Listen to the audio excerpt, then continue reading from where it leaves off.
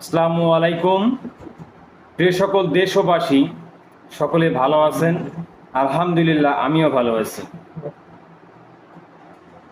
আমার বক্তব্য এবং কথা বলার আগে আমি মুসা আলাইহিস সালামের সেই দোয়াটি বলতে চাই, হে আল্লাহ, আমার মুখের জড়তা দূর করে দিন এবং আমার বক্ষকে প্রশস্ত করে দিন, যাতে করে আমি মানুষের সামনে উন্মুক্তভাবে কথা বলতে পারি, কোনো রকম ভয়ভীতি ছাড়া।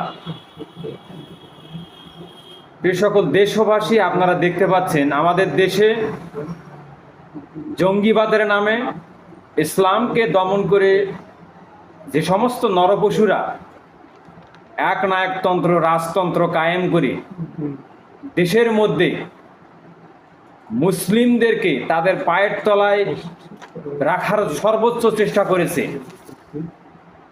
এবং এটা একটা কত বড় জঘন্যতম কাজ যে একজন মানুষ হয়ে আর একজন মানুষকে তাদের পদতলের নিচে রাখতে চায়। ইসলাম ধর্মে এর কোনো জায়গা নেই।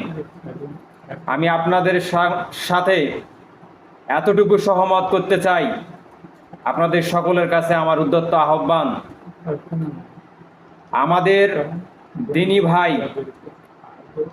যারা বিভিন্ন জেলা থেকে বন্দী হয়ে আজকে কাশিমপুর কারাগারে আছেন, তাদের মধ্যে দিন ইসলাম প্রচারের জন্য যিনি সর্বোচ্চ পর্যায়ের কাজ করেন তিনি আর কেউ নন, তিনি হচ্ছেন জসিমউদ্দিন রহমানী হাফিজাউল্লাহ। আমি আমার এই বক্তব্যে এতটুকু স্পষ্ট করে বলতে চাই, আমার এই বাক্যগুলো আজকে কঠিন হওয়ার জন্য একটাই কারণ, দেশ এখনো স্বাধীন হয়নি। এদেশের মধ্যে আলেম সমাজ এখনো স্থায়ীভাবে বন্দী আছে কাশিমপুর কারাগারে। আমি মনে করি আপনাদের উচিত এই দেশে সর্বোচ্চ চেষ্টা করে তাদেরকে মুক্ত করার।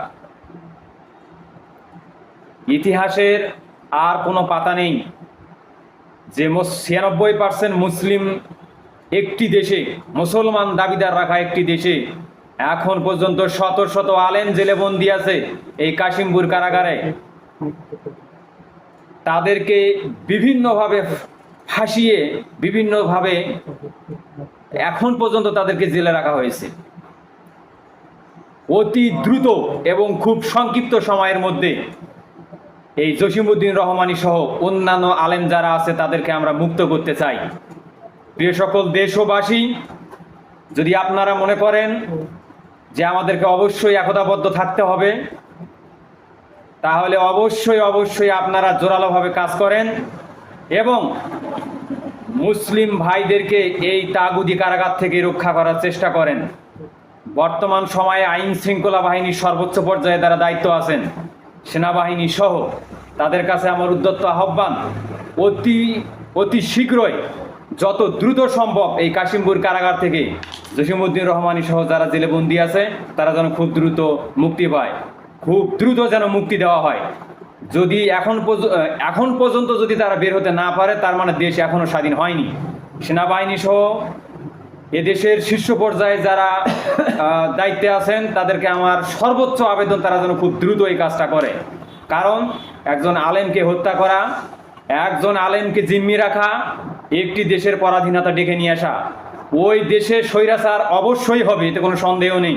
আমি চাই আপনারা অবশ্যই যত দ্রুত সম্ভব তাদেরকে মুক্ত দেওয়ার জন্য সর্বোচ্চ পর্যায়ের চেষ্টা করবেন। আমার আজকে এতটুকু বলার ছিল। আমি যতটুকু প্রতিবাদ করেছি আপনারাও ততটুকু প্রতিবাদ করার চেষ্টা করবেন। সকলকে আমার সালাম। আসসালামু আলাইকুম ওয়া রাহমাতুল্লাহ।